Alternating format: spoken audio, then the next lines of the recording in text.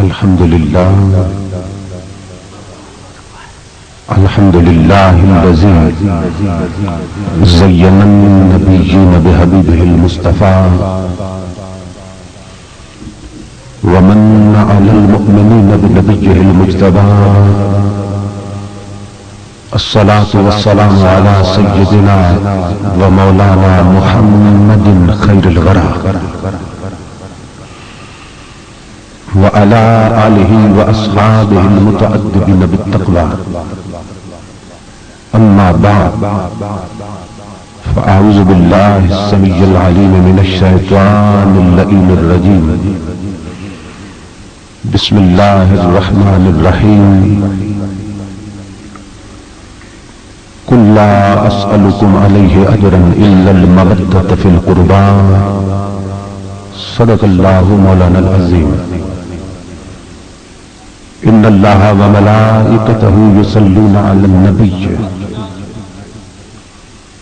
يا أيها الذين آمنوا صلوا عليه وسلموا تسليما.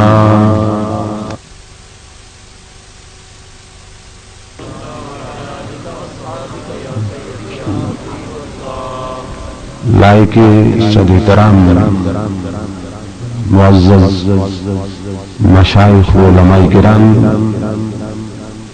اور محترم حاضرین و سامعین،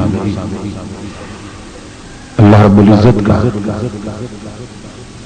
بے حساب لطف و کرم اور انعام و احسان ہے کہ جس نے اپنی توفیق خاص سے آپ کو اور مجھے آج کی اس عظیم الشان شہید اعظم کانفرنس میں حاضری کا شرف عطا کیا اور بارگاہ شہدائے کربلا میں گلہائے عقیدت پیش کرنے کی سعادت عطا فرمائی. اس پروگرام کے انعقاد پر برادر مکرم محسن اہل سنت شہباز خطابت حضرت علامہ صاحبزادہ محمد ابو بکر چشتی صاحب دامت برکاتہ العالیہ اور ان کے جملہ رفقا کی خدمت میں دل کی اتھا گہرائیوں سے ہدیہ تبریک و تحسین پیش کرتا ہوں کہ جو ہر سال بڑی درد مندی کے ساتھ اس عظیم الشان کانفرنس کا انعقاد کر کے آپ لوگوں کے دین و ایمان کا تحفظ کرتے ہیں اور آپ کو جھوٹے محبان علی اور محبان حسین کے جلوسوں اور مجلسوں کے اثر سے محفوظ رکھتے ہیں.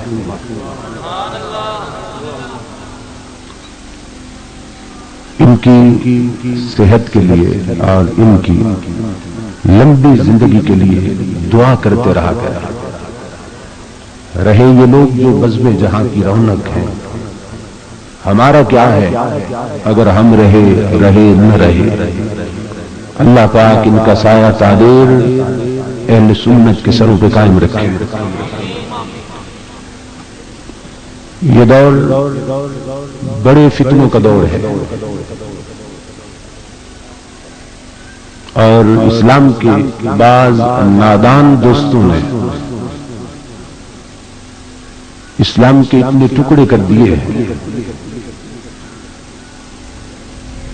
کہ اسلام کی اصل صورت پہچانی نہیں جاتی.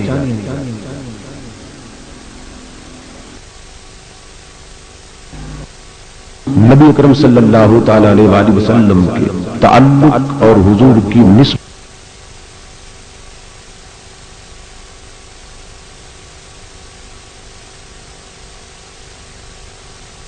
کے لیے نہیں آئے، کتاب سننا آئے. مجلس میں بڑی سنجیدگی کے ساتھ بیٹھے. یہ بات ذہن میں رکھیں کہ یہ دور فتنوں کا دور ہے. 14 صدیاں بعد بھی قرآن و سنت کی صحیح ترین تعبیرات کے مطابق اگر کوئی مذہب اور مسلک چل رہا ہے تو وہ اہل سنت کا مذہب ہے۔ اس وقت دو جماعتیں ایسی ہیں کہ جنہوں نے پورے ملک کے امن کو تباہ و برباد کر کے رکھ دیا، اور ان ظالموں نے نبی اکرم صلی اللہ تعالی علیہ وآلہ وسلم کی نسبتوں کے ٹکڑے کر دیے۔ کچھ ایسے ہیں کہ جن کا تعلق آل رسول کے ساتھ، ان کے ادب کی بات کرتے ہیں، ان کی تعظیم کی بات کرتے ہیں، ان کی محبت کی بات کرتے ہیں، اور اصحاب رسول سے بغض رکھتے ہیں۔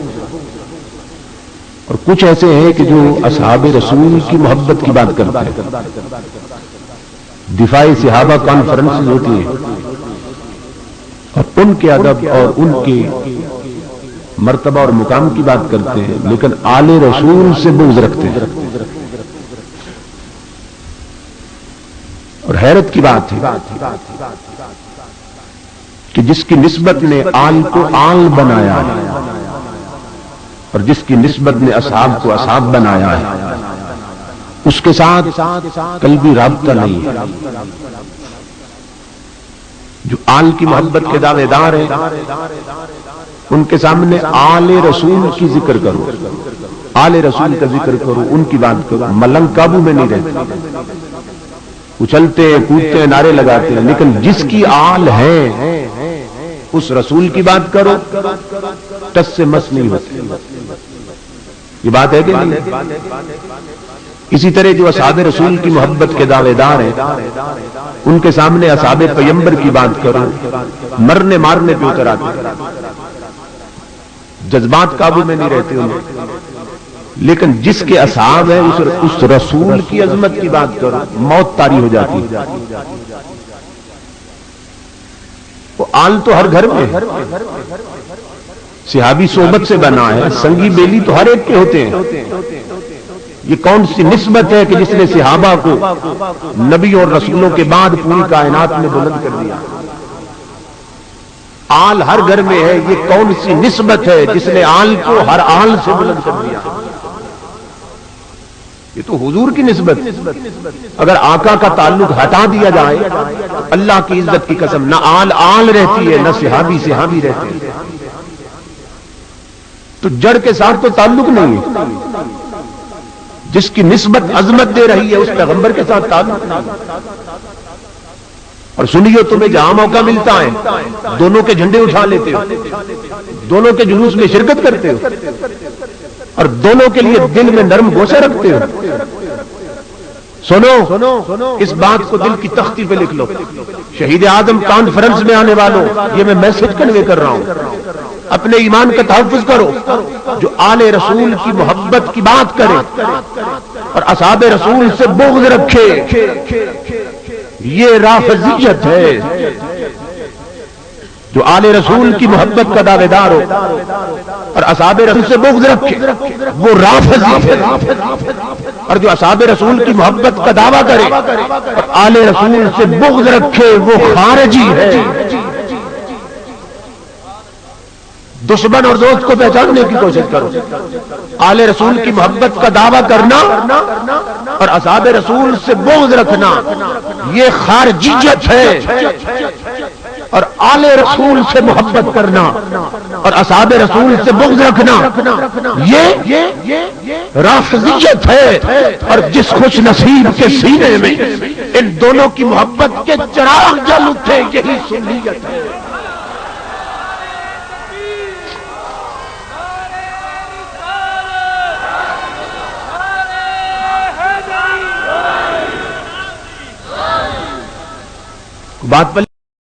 بات پلے بڑی ہے۔ آل رسول کی محبت کا دعویٰ کرنا اور اصحاب رسول سے بغض رکھنا، یہ رافضیت ہے۔ اور آل رسول کی محبت نہ کرنا اور ادب نہ کرنا اور اصحاب کی محبت کا دعویٰ کرنا، یہ خارجیت ہے۔ اور جس کے سینے میں دونوں کی محبت کے چراغ، آل و اصحاب کی محبت کے چراغ اکٹھے جل جائیں، یہی سنیت ہے۔ اس لیے اس فکر کو عام کر دو سنیو، ہم مصطفیٰ کی نسبتوں کے ٹکڑے نہیں کرتے، ہمارا وہ طریقہ نہیں جو منافقوں کا شیوا ہے۔ افتؤمنون ببعض الکتاب وتکفرون ببعض، آدھے قرآن کو مانتے ہو آدھے کو چھوڑ دیتے ہو، مصطفیٰ کی آدھی نسبتوں کا حیا کرتے ہو اور آدھی پہ منہ کھولتے ہو۔ سنیو اس فکر کو عام کر دو کہ ہمیں اپنے مسلک پہ ناز ہے، ہم اہل سنت ہے، ہمارا عقیدہ یہ ہے کہ نبی کے باغ کے سرو سمن سے پیار کرتے ہیں، ہم ایک گل سے نہیں پورے چمن سے پیار کرتے ہیں۔ نبی کے باغ کے سرو سمن سے پیار کرتے ہیں، ہم ایک گل سے نہیں پورے چمن سے پیار کرتے ہیں۔ یہ آل رسول یہ بھی گلدستہ محمدیت کے پھول ہیں، یہ اصحاب رسول یہ بھی گلدستہ نبوت کے پھول ہیں۔ ہم مصطفیٰ کی ہر نسبت سے حیا کرتے ہیں۔ اللہ اکبر۔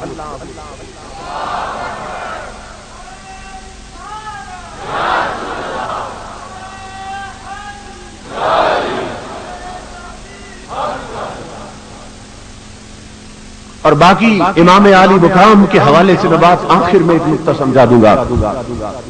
سنیں، یہ دونوں ہستیاں وہ ہیں اللہ رب العزت نے جن کی محبت کو فرض قرار دیا ہے، یہ دونوں حضور کے تعلق والے۔ قرآن اٹھائیں، فرمائے قل لا اسألکم علیہ اجرا الا المودۃ فی القربى، اے میرے حبیب کہہ دے، اپنی امت سے فرما دے کہ میں تم سے اس خدمت دین پر کوئی معاوضہ طلب نہیں کرتا۔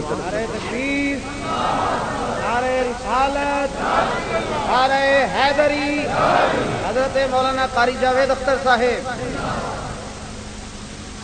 میں نے تمہیں دین دیا ہے، بہت بڑا احسان کیا ہے، تم کافر تھے میں نے تمہیں مومن بنا دیا، اس احسان پر میری امت میں تم سے کوئی بدلہ نہیں مانگا۔ تم خود ناشناس تھے میں نے تمہیں خدا شناس بنا دیا، میں اس پر کوئی بدلہ نہیں مانگتا۔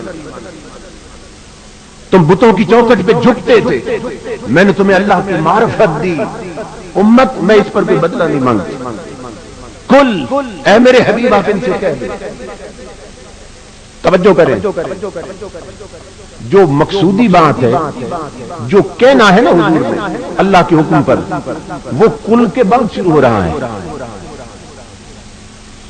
لا اسألکم علیہ، میں اس پر کوئی بدلہ نہیں مانگتا۔ بات تو یہ کرنی ہے، اللہ نے محبوب سے فرمایا کل میرے حبیب کہہ دے، اب کیا کہنا ہے وہ کل کے بعد آئے گا۔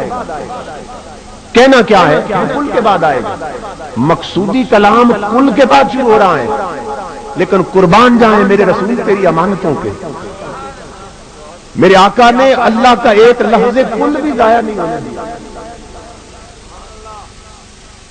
جو لوگ کہتے ہیں قرآن مکمل نہیں ہے، عثمان غنی کی بکری 10 پارے کھا گئی ظالموں، اور رسول پہ بہتان لگاتے ہو۔ اور جس رسول کی احتیاط کا حال یہ ہے جو اللہ کا ایک لفظ کل ضائع نہیں ہونے دیتا، وہ قرآن کے 10 پارے ضائع ہونے دیتا۔ حالانکہ مقصودی بات تو کل کے بعد شروع ہو رہی ہے۔ کل میرے حبیب کہہ دے، کیا کہہ دے، میں نے تم پہ بڑے احسان کیے، اے میری امت میں اس کا کوئی بدلہ نہیں مانگتا۔ تم ناپاک تھے میں نے تمہیں پاک کر دیا، میں اس کا کوئی بدلہ نہیں مانگتا۔ تمہارے اندر غلاظتوں اور گندگیوں کے ڈھیر تھے، میں نے اندر اس کے الہی کے اجالے رکھ دیے، میں اس کا کوئی بدلہ نہیں مانگتا۔ تمہاری خاطر میں غاروں میں رویا، میں نے طائف میں پتھر کھائے، میں اس کا کوئی معاوضہ نہیں مانگتا۔ تم چلتے تھے تو تم پر شیطان اترتے تھے، اور میں نے تمہیں اپنے قدموں میں بٹھا کر اتنا بلند کر دیا کہ میرا بلال گھر سے بعد میں نکلتا ہے میرے گھر آنے کے لیے، میری مجلس میں آنے کے لیے، نوری فرشتے زمین پہ گر کر اپنے نوری پر پہلے بچھا دیتے ہیں۔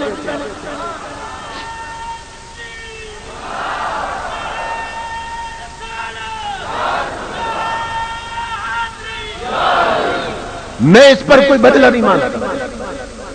سردیوں کی لمبی راتیں میں مصلی پہ رویا، سجدے کیے، تڑپا، رات بھر گریہ کیا، داری کی، اور زندگی بھر یہ عمل رہا، اور صبح جب کچھ مانگنے کی بات آئی اور میں نے اپنی ذات بھلا دی، تمہاری بخشش کی بات کی ہے، میں اس پر کوئی بدلہ نہیں مانگتا. تم جہنم میں گر رہے تھے, میں نے تمہیں پشت سے پکڑ کر جنت کا وارث بنا دیا, میں اس کا کوئی بدلہ نہیں مانگتا. قل لا اسألکم علیہ اجرا, میرے حبیب کہہ دے میں اپنی عطاؤں کا کوئی بدلہ نہیں مانگتا, میں کوئی معاوضہ طلب نہیں کرتا. زندگی پر تم مانگتے رہے, میں دیتا رہا, میں کچھ نہیں مانگتا تم سے. اے میرے حبیب کہہ دے لا اسألکم علیہ اجرا, او میں نہیں مانگتا تم سے, او میں کیوں مانگوں, او مانگتے تو تم ہو, میں تو داتا بن کے آیا, میں نہیں مانگتا.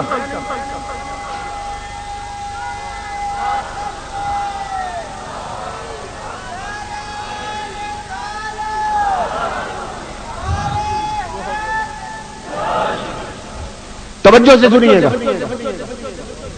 لا اسألکم علیہ اجرا, میری عطاؤں کا, میرے احسانوں کا بدلہ نہ دو, نہیں مانگتا. اب کسی کے ذہن میں سوال آ سکتا ہے, پھر آگے مانگا تو ہے, لا اسألکم علیہ اجرا الا کے بعد مانگا تو ہے, کہہ سکتا ہے مانگا ہے.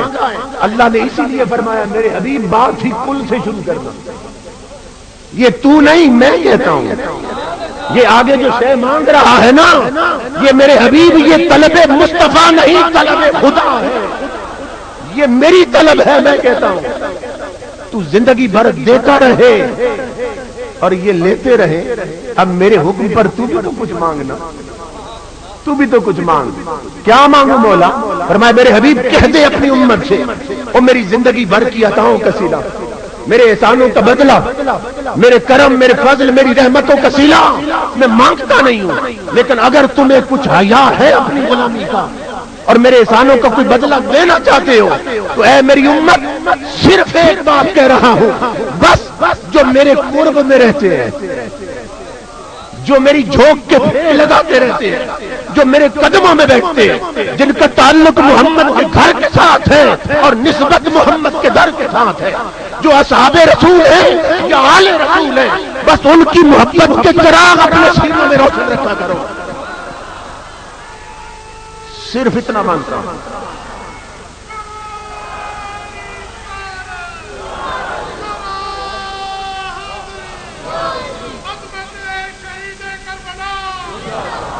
میرے در والوں کا بھی حیا کرو, میرے گھر والوں کا بھی حیا کرو.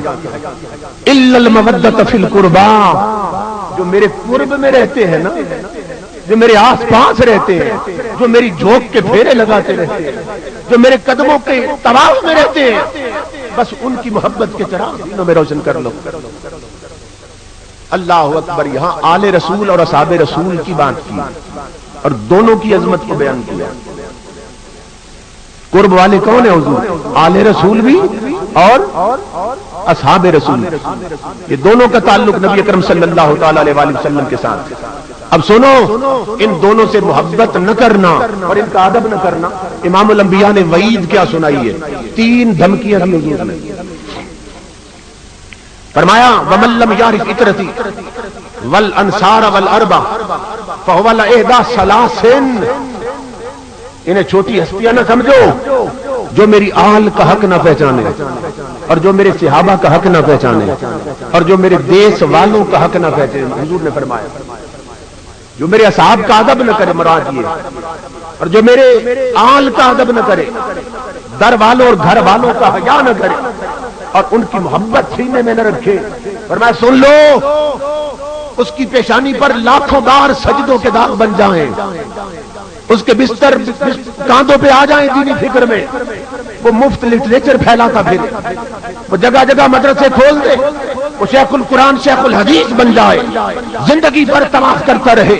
فرمایا جس کی سینے کے اندر میری آل اور اصحاب کی محبت کے چراغ اور ادب کے چراغ روشن نہیں ہیں, فهو لاحدى ثلاث, 3 عیبوں میں سے اس بدبخت میں ایک عیب ضرور ہوگا. نمازیں دیکھ کے دھوکہ نہ کھانا, تبلیغ دین دیکھ کے دھوکہ نہ کھانا, لمبی چوڑی داڑیاں دیکھ کے دھوکہ نہ کھانا, بڑی بڑی پگڑیاں دیکھ کے دھوکہ نہ کھانا. جس کے سینے میں آل اور اصحاب کی محبت اور ادب نہیں ہے, فرمایا اس 3 عیبوں میں سے بد نصیب میں ایک عیب ضرور ہوگا. اما منافقون, یا تو وہ منافق ہوگا اما لذنیت یا وہ نطفہ حرام ہوگا، اما امرؤن حملت امہ بغیر طہر یا وہ حیض کی پیداوار ناپاکی کی اولاد ہوگا۔ یہ حدیث پڑھ رہا ہوں، قصہ کہانی نہیں سنا رہا ہوں، یہ امام الانبیاء کی نسبت والے ہیں، حضور کے تعلق والے ہیں، جو آل اور اصحاب کا ادب نہ کرے اور ان کا حیا نہ کرے۔ فرمایا یا تو وہ منافق ہے یا وہ حرام زادہ ہے یا وہ حیض کی پیداوار ہے۔ یہ حدیث کیا سمجھا رہی ہے کہ یہ ہستیاں اس بلند منصب پر فائز ہیں کہ ان کی طرف پشت ہو جائے اور مومن ہونا تو دور کی بات ہے، انسان درجہ انسانیت سے بھی گر جاتا ہے۔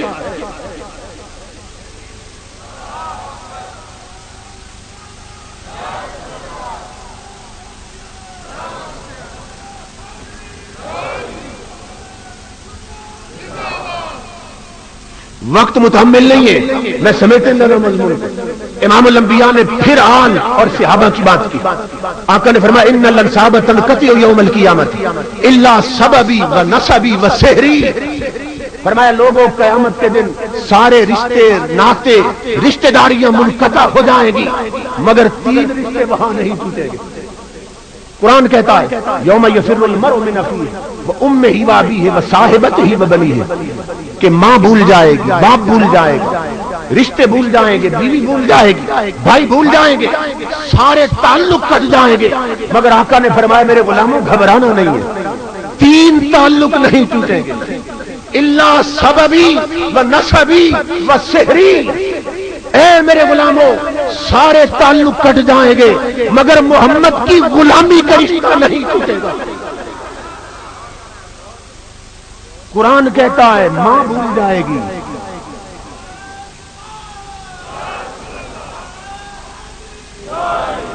قرآن کہتا ہے ماں بھول جائے گی، قرآن کہتا ہے ماں بھول جائے گی، بیوی بھول جائے گی، اولاد بھول جائے گی، رشتے بھول جائیں گے مگر آقا کہتے ہیں میری غلامی کا تعلق نہیں ٹوٹے گا۔ کیا بتایا حضور نے؟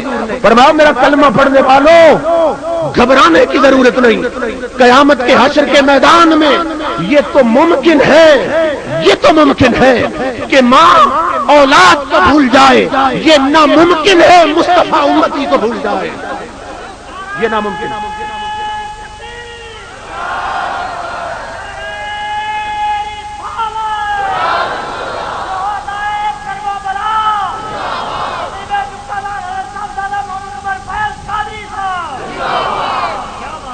اللہ سببی سارے رشتے کٹ جائیں گے مگر محمد کی غلامی کا رشتہ نہیں ٹوٹے گا۔ اللہ سببی و نسبی و سحری، میری اولاد کا رشتہ مجھ سے نہیں ٹوٹے گا۔ آقا نے فرمایا اولاد کی بات کی، آل کی بات کی، میری آل کا رشتہ نہیں ٹوٹے گا، و سحری اور محمد کے سسرال کا رشتہ نہیں ٹوٹے گا۔ آل کون ہے؟ یہ فاطمہ علی مصطفیٰ کی آل ہیں۔ یہ سسرال کون ہے؟ یہ ابو بکر و عمر مصطفیٰ کے سسرال ہیں۔ فرمایا لوگوں اگر قیامت کے دن مصطفیٰ کا تعلق فاطمہ اور علی سے نہیں ٹوٹے گا تو مصطفیٰ کا تعلق ابو بکر و عمر سے بھی نہیں ٹوٹے گا۔ سنو تاجدار کائنات کی تیسری حدیث کرنے لگا اور اس میں حضور نے چاروں کو جمع کر دیا، چار یاروں کو جمع کر دیا۔ ذرا بیدار ہو کے سنیں، جاگ رہے جگہ دے ایک بات کو پھر اپنے دماغ میں، بیدار ہو کے سنیں۔ میرے آقا نے کیا فرمایا؟ آقا نے فرمایا لوگوں سنو، ان اللہ افترض علیکم حب ابی بکر و عمر و عثمان و علی۔ یہ آقا نے فرمایا ان اللہ افترض علیکم حب ابی بکر و عثمان و عمر و عثمان و علی کما افترض علیکم الصلاۃ والزکاۃ والصوم والحج۔ اے امت مصطفیٰ یہ سن لو کہ میرے رب نے میری امت پر میرے چار یاروں کی محبت اس طرح فرض کر دی ہے جس طرح میری امت پر نماز اور زکات فرض کر دی ہے۔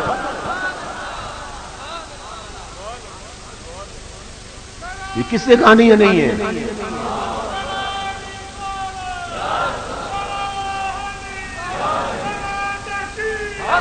اور آقا جانتے تھے کچھ لوگ انہیں جدا کر لیں گے، کچھ 3 والے بن جائیں گے، کچھ 1 والے، کچھ 1 جھنڈے اٹھائیں گے، کچھ 3 کے۔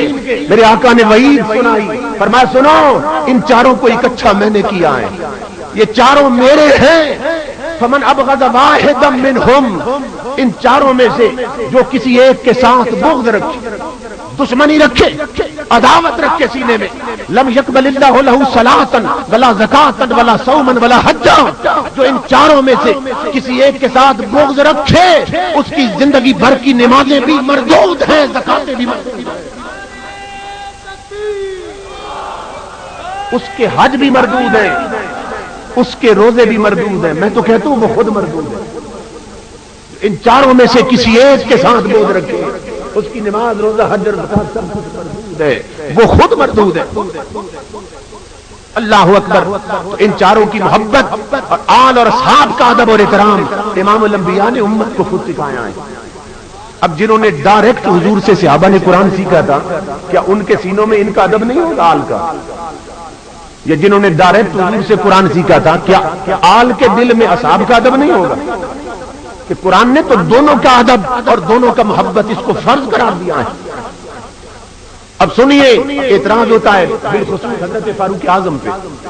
حضرت ابو بکر کی ایک بات کر کے آگے بڑھتا ہوں، بخاری اٹھائیں، آپ منبر نبوت پر ہیں، مجمع لگا ہے صحابہ کا، آپ نے فرمایا میں خود صدیق نہیں بنا، میرے رب نے مجھے صدیق کہا ہے، اور میں تو ویسے کہہ دوں تو میری بات لاکھوں قسموں پر بھاری نکلتی ہے، ہوں ہی جو صدیق، اور پھر میرا صدیق نہیں صادق کے منبر پہ کھڑا ہوں، ایک سچا سچے کے منبر پہ کھڑا ہو کر والذی نفسی بیدی، اس سچے کی قسم کھاتا ہے جس نے مجھے پیدا کیا، جس کے قبضے میں ابو بکر کی جان ہے۔ حضرت ابو بکر نے فرمایا لقرابۃ رسول اللہ احب الی من قرابتی، اور دنیا والوں میں منبر نبوت پہ قسم کھاتا ہوں ابو بکر کو اپنی اولاد اتنی پیاری نہیں جتنی محمد کی آل پیاری لگتی ہے۔ قسم کھائی ہے حضرت ابو بکر نے۔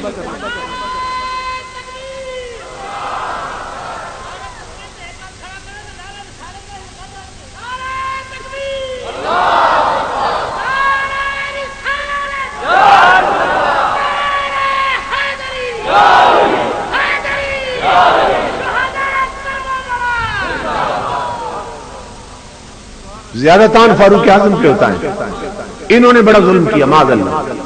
میں اب ایک مثال پیش کرنے لگا ہوں، اگر یہ نفرت ہے تو پھر محبت کسے کہتے ہیں؟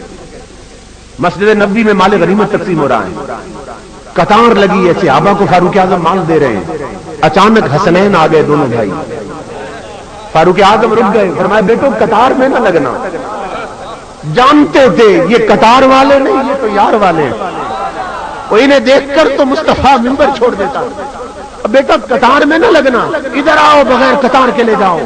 قطار بنی ہے صحابہ کی، انہیں دگنا مال دیا، پہلے دیا۔ حضرت عبداللہ اپنے بیٹے پاس کھڑے کہنے لگے ابا جی ہاتھ تو بڑھ ہی چکا تھا، مجھے پہلے دے دے، وہ ان کے پہنچنے تک تو میں فارغ ہو جاتا۔ اللہ اکبر، دھکا دیا بیٹے کو۔ جانتے ہیں کیا فرمایا؟ فرمایا عبداللہ ہوش کی بات کرو، تو کہتے ہیں مجھے پہلے دے، ہاتھ لکا ابن کا ابھی ہما وجدن کا جد ہما، اگر پہلے چاہتا ہے جا پہلے ان جیسا باپ لے کے آ، اگر پہلے چاہتا ہے جا پہلے ان جیسا نانا لے کے آ، نہ تیرا نانا ان کے نانے جیسا، نہ تیرا باپ ان کے باپ جیسا، تمہیں پہلے کیوں دے دوں؟ وہ بھی لجپال تھے، انہوں نے یہ بات سن لی، دوڑ گئے گھر، ہنستے جا رہے ہیں۔ حضرت علی بیٹھے، حضرت علی نے کہا بیٹو بہت خوش ہو؟ چچا عمر نے، ابا جان ہم گئے تھے مال لینے، چچا عمر نے آج غلامی کا حق ادا کر دیا، آج خون کے رشتے کو مؤخر کیا، ہمیں مقدم رکھ، دگنا مال دیا، اور آج محبت کی انتہا کر دی فاروق اعظم نے۔ حضرت علی کھڑے ہو گئے، فرمایا اب یہ محبت تھی حضرت عمر کی، خون کے رشتے کو مؤخر کیا، انہیں مقدم کیا، اب حضرت علی کی محبت دیکھو عمر کے ساتھ۔ فرمانے لگے بیٹا عمر ایسا کیوں نہ کرے، فرمایا بیٹو عمر ایسا کیوں نہ کرے، تمہیں نہیں پتا عمر بڑی شان والا ہے، میں نے انی سمعت رسول اللہ یقول، حضرت علی کہنے لگے، فرمایا عمر ایسا کیوں نہ کرے، علی کے ان کانوں نے مصطفیٰ کی زبان سے سنا ہے، ان عمر سراج اہل الجنہ کہ عمر عام انسان نہیں، عمر تو جنت کا چراغ ہے. یہ علی نے مصطفیٰ کی زبان سے سنا ہے. عمر جنت کی روشنی ہے، عمر جنت کا سنگار ہے. عمر نہ ہو جنت میں نور نہیں ہوتا، روشنی نہیں ہوتی. علی المرتضیٰ کہتے ہیں میں نے حضور سے سنا شہزادوں لجپالی کے قربان جائیں. کہا ابا پھر ہم عمر کو بتاتے. پھر دوڑ پڑے حضرت عمر کی طرف. اس کی وجہ کیا تھی؟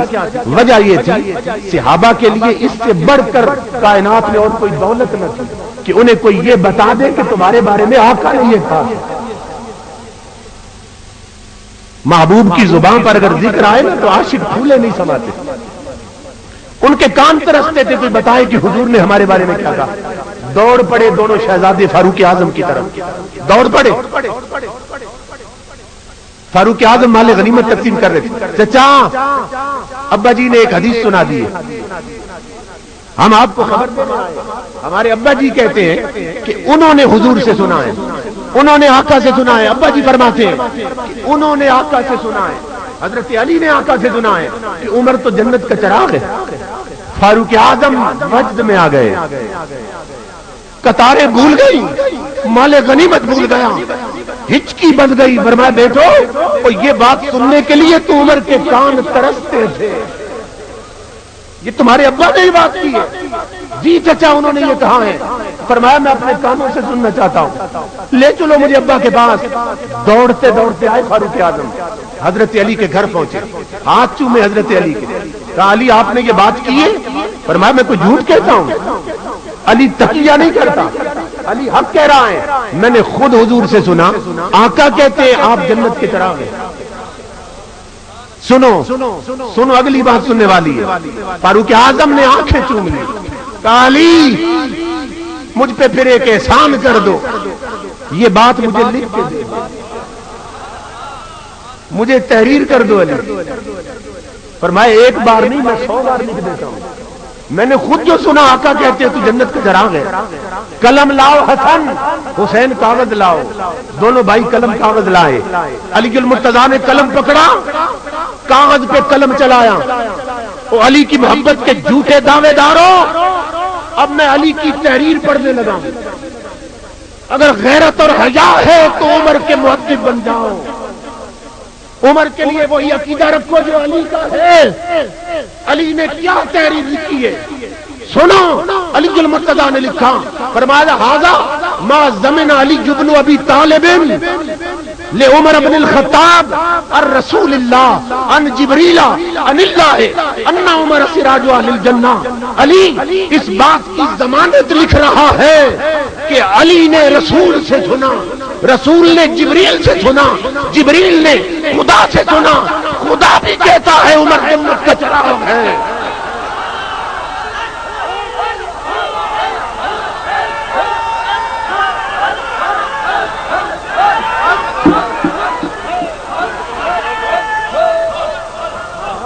اور سنیو اور تقریر سننے کا ڈھنگ سیکھو. اور جھوٹ بولتے ہیں ذاکر ملنگ قابو میں نہیں رہتے. میں سچ کہہ رہا ہوں، مصطفیٰ کا قول پیش کر رہا ہوں، وہ علی کی تحریر پڑھ رہا ہوں، تم چپ کر کے بیٹھے. ھذا ما ضمن علی بن ابی طالب. اور عمر کے لیے علی کی ضمانت کافی ہے، ساری دنیا مخالف ہو جائے، ایک علی اس کے لیے کافی. ھذا ما ضمن علی بن ابی طالب. علی اس بات کی ضمانت دے رہا ہے کہ علی نے رسول سے سنا، رسول نے جبریل سے سنا، جبریل نے خدا سے سنا. خدا بھی اعلان کر رہا ہے کہ عمر کو جنت کا چراغ ہے.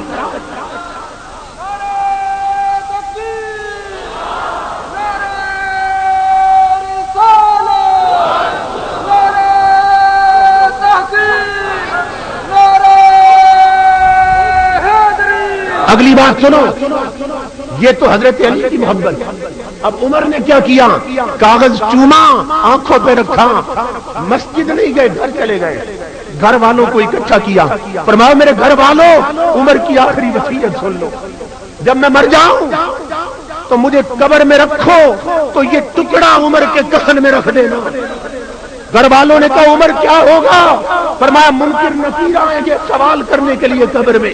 وہ پوچھیں گے عمر تیرا رب اور رسول کون ہے؟ میں جواب دینے کی بجائے علی کی یہی سند دکھا دوں گا. علی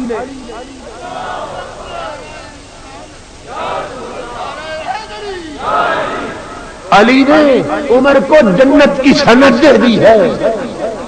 کوئی ملنگ کوئی ڈوم میراثی عمر کی دشمنی کرے تو کیا بگڑتا عمر کا؟ علی نے سند دے دی ہے. رجال کشی شیعوں کی کتاب ہے, اس میں فتویٰ ہے.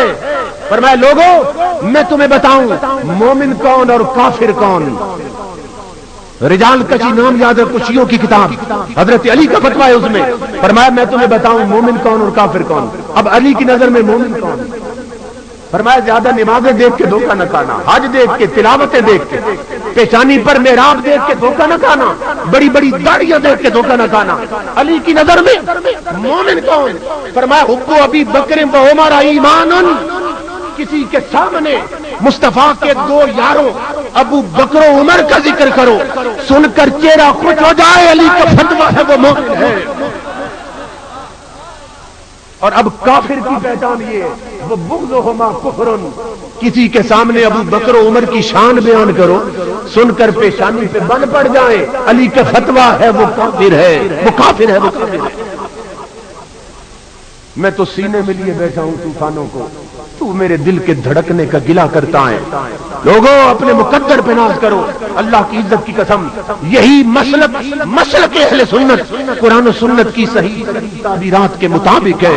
اللہ اسی مسلک پہ زندہ رکھے, اسی پہ موت آئے اور اسی میں ہمارا حشر ہو. وما علینا الا البلاغ.